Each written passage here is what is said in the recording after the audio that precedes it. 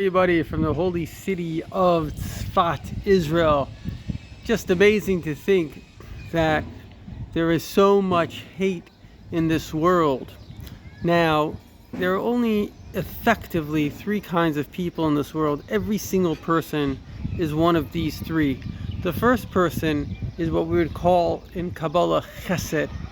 Basically, when we feel safe, our basic instinct is love, and we want a world of unity. Children that come from safe environments have a very idealistic sense. And this is really the essence of goodness. It is our heart, it is our soul. It should not be looked down upon, this beautiful desire for unity. But at the same time, there is the exact opposite. Our sages teach us that God created the world of evil to mirror the world of good. The world of evil, just like the world of good, wants a world of love and unity. The world of evil wants a world of destruction. And a Harvard professor, in fact, he's gay, believe it or not, he was fired for being too liberal, which means for actually having an open mind in his own opinions and not being part of the current leftist cult. He told me that the only explanation for these bizarre ideologies that are permeating the left, such as anti-America, anti-white, which is pure racism, because anytime you judge anyone by the color of the skin, that is racist, whether it's white or black. Anti-Israel, which is pure anti-Semitism, Nazism. The Arabs are the terrorists. The Arabs are many good Arabs. They want nothing but to do with the Nazis. They just murder every Jew. You know, cowering to your enemies, such as North Korea, such as China, such as Iran, actually being supporting, the former president who mustn't be named. When Hamas sent rockets to Israel, he gave them once 30 million and the next time 50 million. Oh, send rockets to Israel, you get $30 million from the US government. He gave Iran billions of dollars.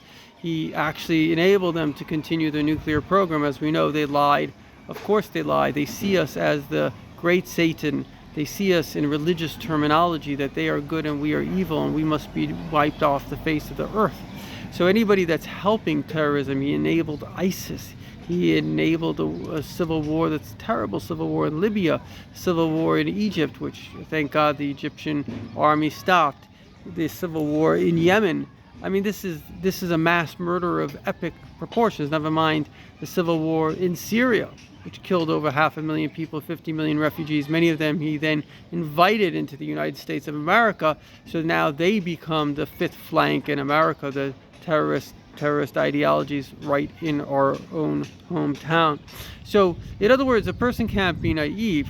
There is, just like there are people that love life, there are people that have nothing better to do with their life because they are ultimately internally destroyed than to destroy others, because that's the nature of a human being. We love when we are feeling good. We basically feel about others how we feel about ourselves. If I'm feeling good about myself, I'm feeling good about others. If I'm feeling bad about myself, I'm feeling bad about others. And in fact, I become jealous. Somebody once told me that a Russian once told him, he says, you know the difference between us, meaning he was saying Russians and Americans. If an American has a beautiful, he comes home, let's say, with a Jaguar. So his neighbor is like, wow, I want to get a Jaguar too. So he goes, works 2 hours extra a day. A Russian thinks, oh, that's not fair. At least this was then. Let me go tell the KGB. And that's how they had millions of their fellow citizens killed. They would tell on each other. So this is a very real problem where when we're miserable, we seek the misery of others, and when we're happy, we seek the joy of others. And so these are the two types of people, and ironically, they're the same person. It's just based on the circumstance. I've been mean in my life, and it really depends on how we're feeling. I know many people won't like me saying this, but even certain people, depending on the time of the month, the same person that yesterday loved her husband, tomorrow wants to kill him, and the next day will love him again. So it depends very much on how we're feeling in terms of how we're going to be feeling about others. The better I feel about myself, the better I feel about others. The worse I feel about myself, and the worse could be not only psychological, it could be I'm suffering, I'm in pain, and subconsciously that makes me jealous. Even monkeys get jealous of each other. Jealousy is a natural thing. And the only solution, there is only one solution, and that is the Ten Commandments. Because the Ten Commandments says, listen, buddy, you didn't make this world, I made this world. You didn't make you, I made you. The reason you're breathing is because I made you breathe. The reason you're walking is because I made you walk. There's a great psychologist by the name of Melanie Klein. It's called Kleinian psychology, and she says that basically everything is a tension between jealousy and gratitude. And so if we don't have gratitude, maybe we're lucky and things are going well, and then we're open to others, and maybe we're unlucky and things are going bad, and then we're closed and miserable and negative. But to conclude, if we follow the belief of Abraham, which permeates most of the world today, that life is not a random event, life is a specific event. God shows you to be in this world. That means that everything you have is a gift. Everything you own is His. He can take it, He gave it, He can take it.